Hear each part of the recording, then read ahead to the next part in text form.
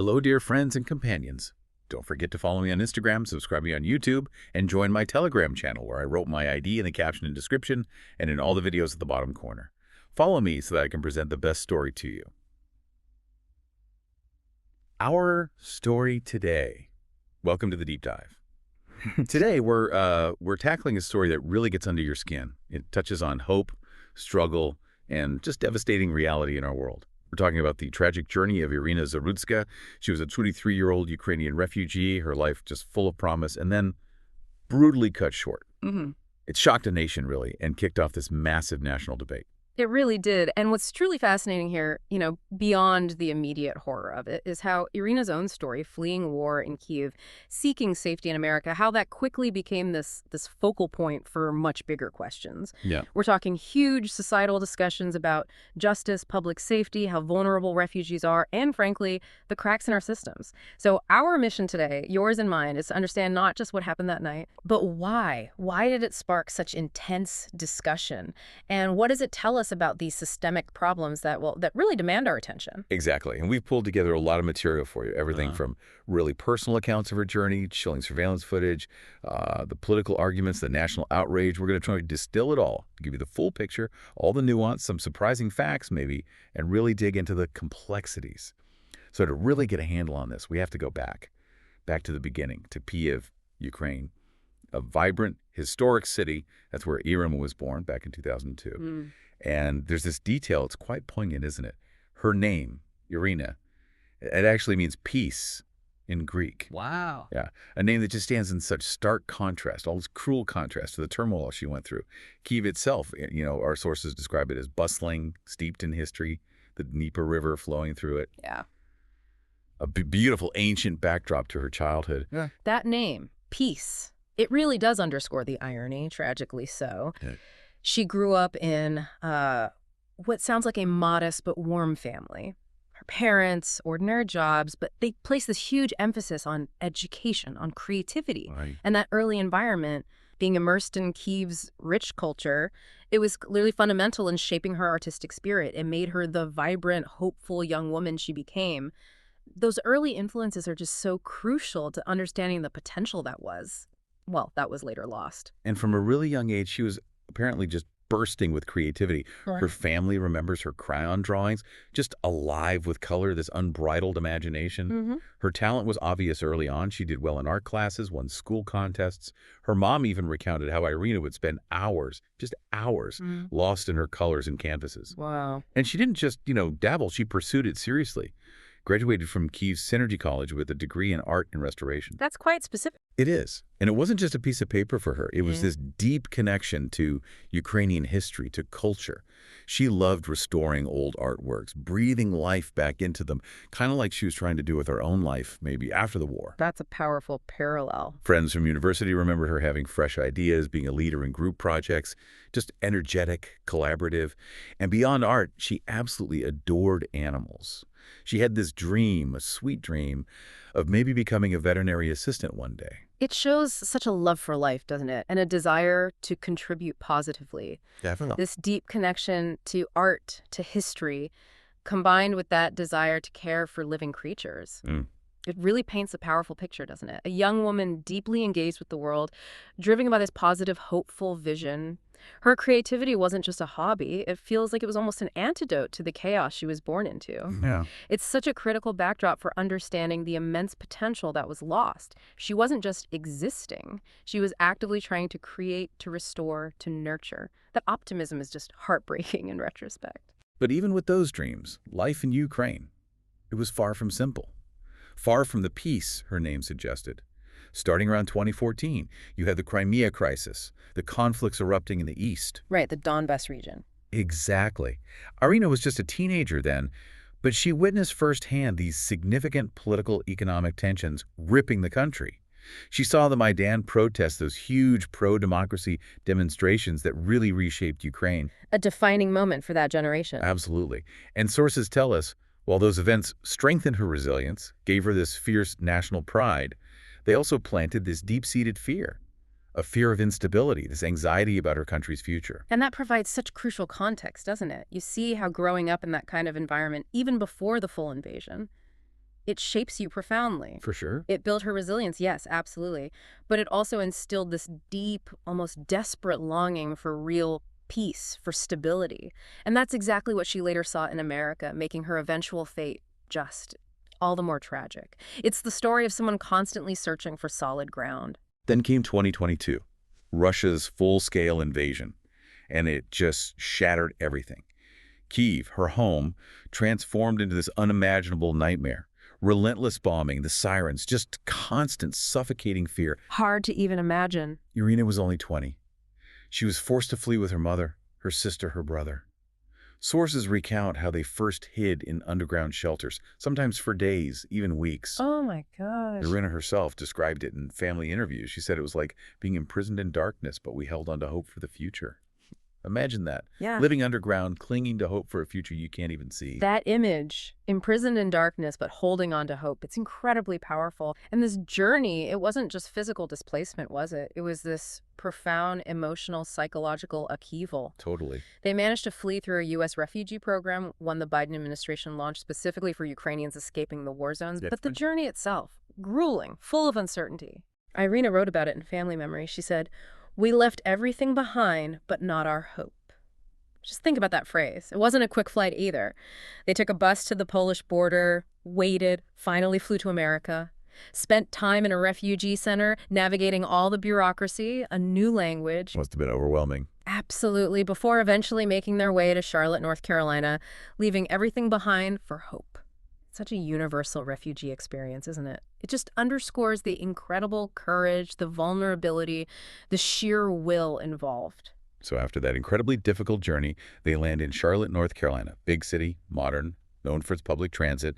And Iryna, true to form it seems, with that resilience, that drive, she adapted quickly. Didn't waste time. Enrolled in a local community college to learn English, attended classes diligently, really determined to perfect her language skills. Her family later said very proudly that Iryna embraced her new life in the United States and worked hard to perfect her English. She saw it as key, you know. It really highlights that determination, doesn't it, to integrate, build a new foundation despite everything she'd been through.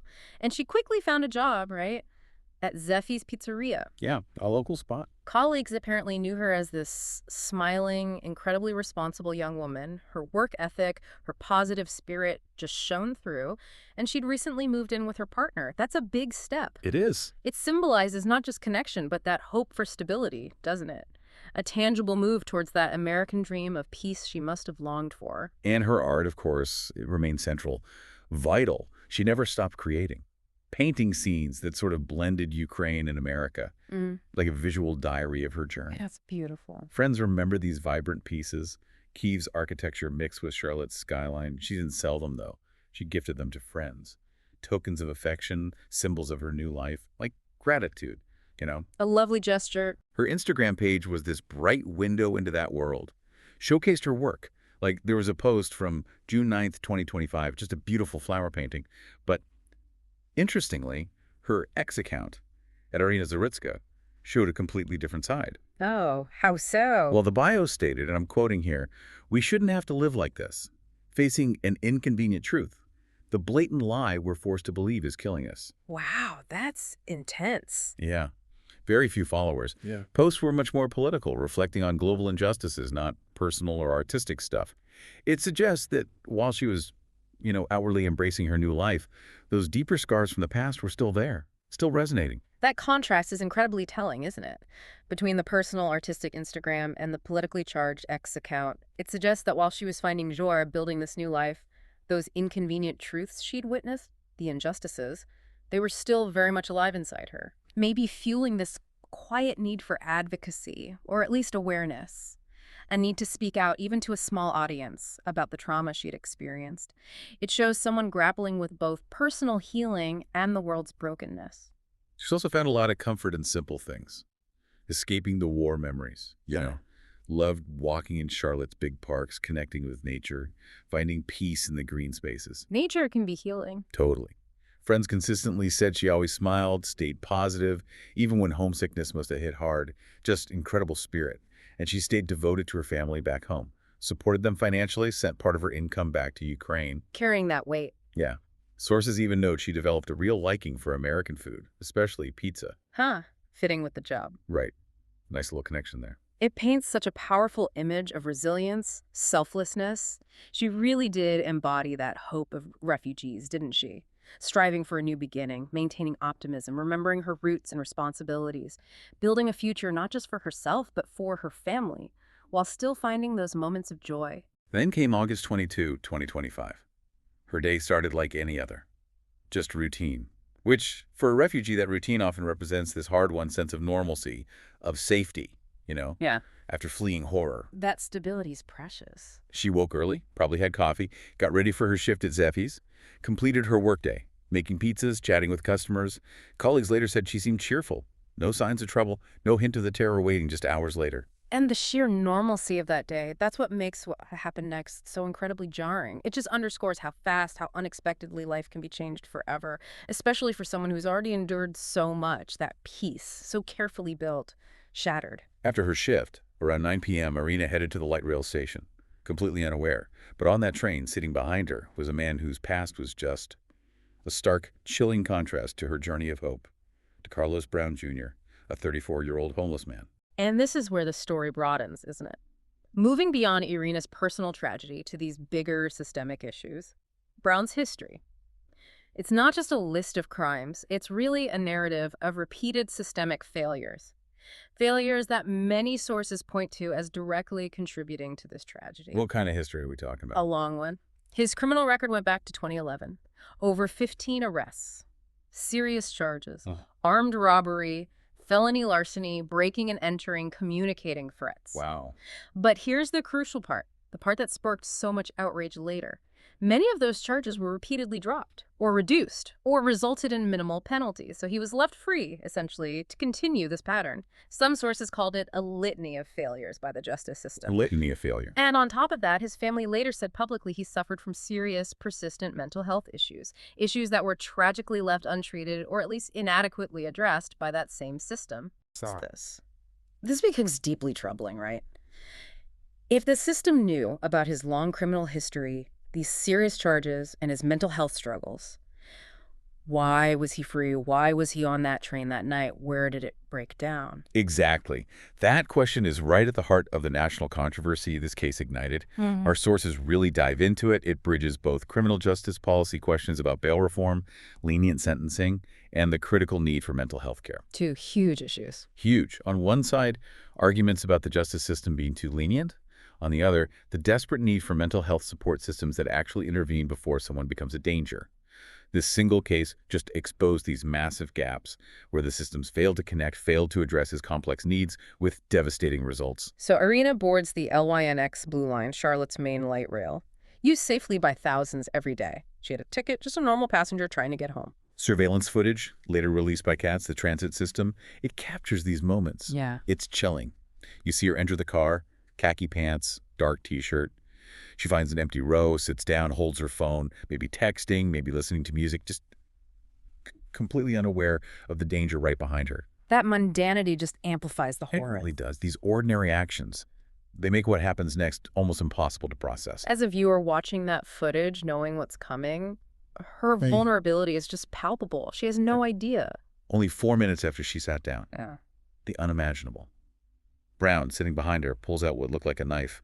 Suddenly, no warning, he attacks, strikes her 3 times, neck and face. It was so fast, so brutal. Sources say she had absolutely no chance to react to defend herself. She collapsed on the seat, bleeding heavily, her life just gone in an instant. And Brown. The footage shows him calmly taking off his red hoodie, leaving the train. Like it was nothing, just What? walked off. 3 other passengers got minor injuries trying to get away. But Iryna, she died right there, despite emergency efforts. Police described it as a random attack, no clear motive, which for the public makes it even more terrifying, right? This idea of unprovoked violence. Absolutely. But the randomness, combined with Brown's history, his untreated issues, it makes it even more disturbing.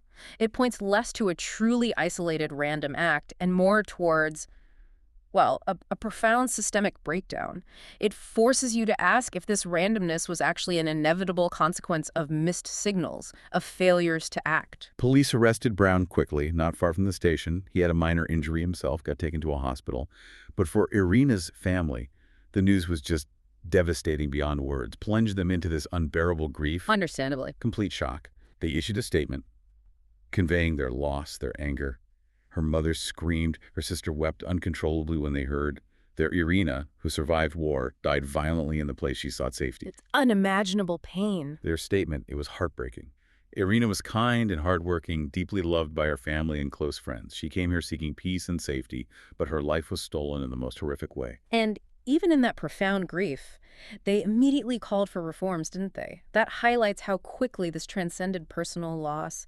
It immediately touched these larger societal concerns about safety, accountability. Yeah, they launched a GoFundMe for her funeral, a memorial, poignantly reminding people Iryna graduated from Kyiv Synergy College with a degree in art and restoration. She shared her creativity generously. And it raised thousands, right? A real outpouring of public sympathy, Right. recognition of the injustice. It did. And then there was this incredibly powerful gesture, almost defiant. The U.S. Embassy in Kyiv offered to repatriate her body, send her home to Ukraine. But her family, they responded with absolute certainty. They said simply, no, she wanted to stay here. Wow.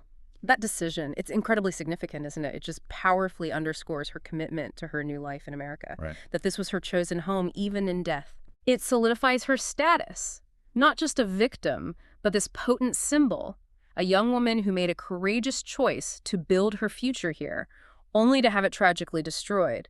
It speaks volumes about her hopes, the sense of belonging she must have felt. The incident sparked immediate, widespread reactions all across the country. It quickly became this flashpoint in a national conversation. Yeah.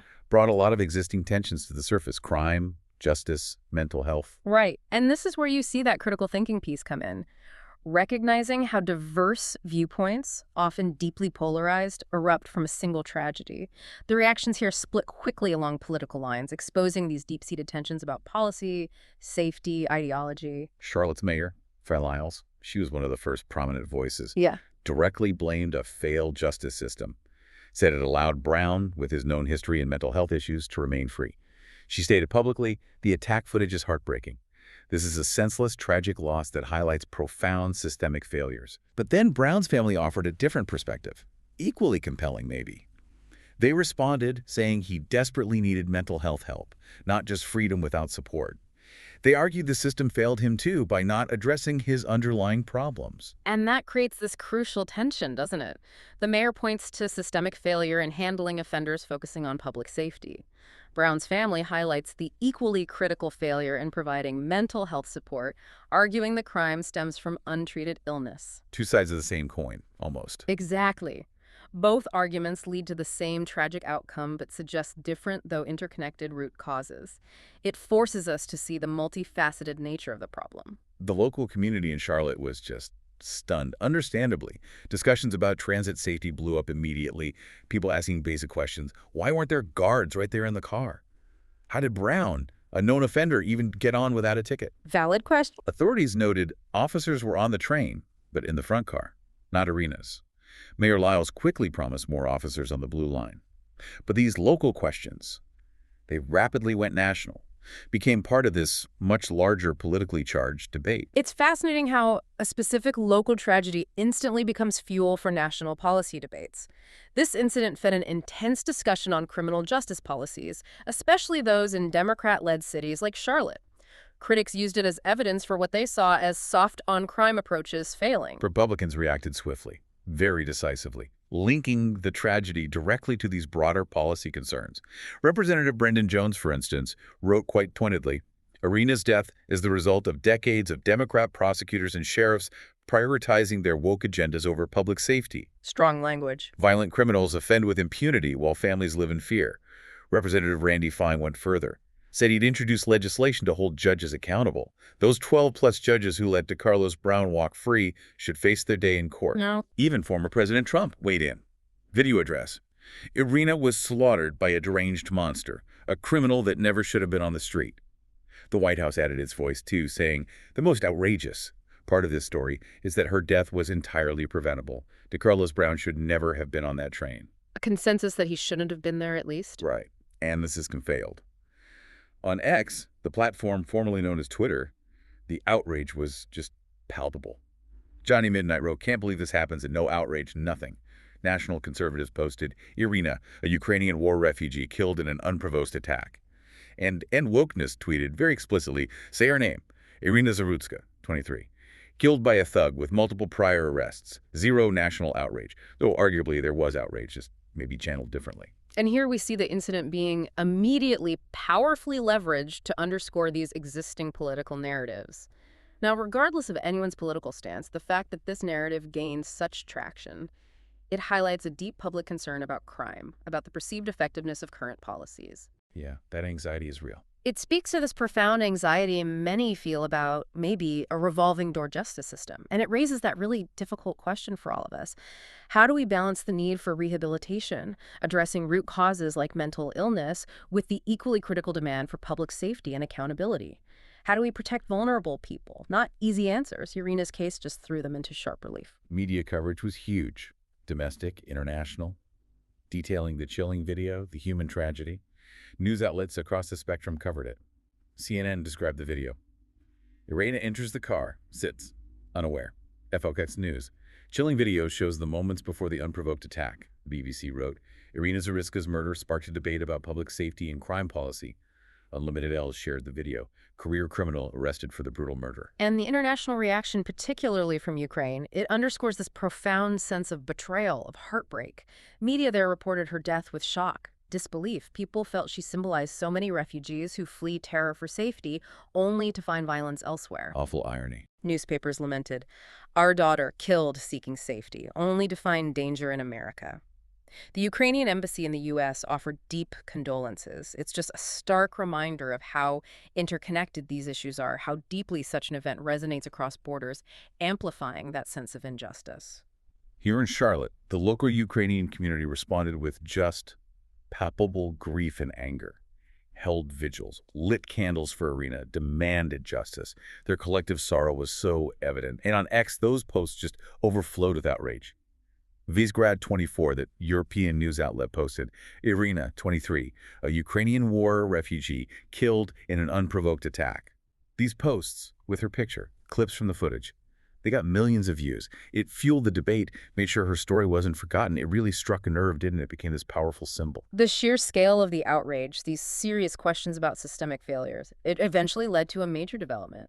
The federal government stepped in, elevated the case to a national level. The Department of Justice filed federal charges. That's significant. Very. The prosecutors signaled the gravity, the intent to pursue justice aggressively, stated explicitly, given the horrific nature of this crime and the undeniable systemic failures, we directed our attorneys to pursue DeCarlos Brown federally. And this federal involvement, it really shows the weight of the case, doesn't it? Yeah. Brown was charged not just with first-degree murder at the state level, Right. but also a federal charge, committing an act resulting in death on public transit, a charge that could potentially carry the death penalty. Absolutely. That federal involvement elevates it from local tragedy to national symbol. It's explicitly aiming to ensure justice and, critically, address those systemic issues that allowed a repeat offender to commit such an act. Attorney General Pam Bondi really emphasized this, stating, and I'll quote her too, Iryna Zarutska was a young woman living the American dream. Her horrific murder is a direct result of soft-on-crime policies that prioritize criminals over innocent people. Strong words again. Very strong. It highlights the importance placed on this case by national authorities, signaling maybe a broader intent to hold individuals and maybe even systems accountable. Brown's trial, as far as we know, is ongoing. His lawyers are debating his mental health. That remains a key factor. And that mental health aspect, it's still absolutely crucial, isn't it, to understanding the whole picture. It's not just about his actions. It really is. It forces us to confront this complex interplay. Individual accountability for horrific actions, yes, but also societal responsibility for providing adequate mental health care. And the ultimate effectiveness or lack thereof of our legal systems in preventing these tragedies. It's not simple. No easy answers. The trial will hopefully shed more light on how we can stop this from happening again. Iryna Zarutska, she wasn't just a victim. Her family, the community, they recognized her life, her tragic, preventable death. It became this powerful story, hope, struggle, tragedy, and it demands systemic reform. Her case is now this stark symbol of systemic failures.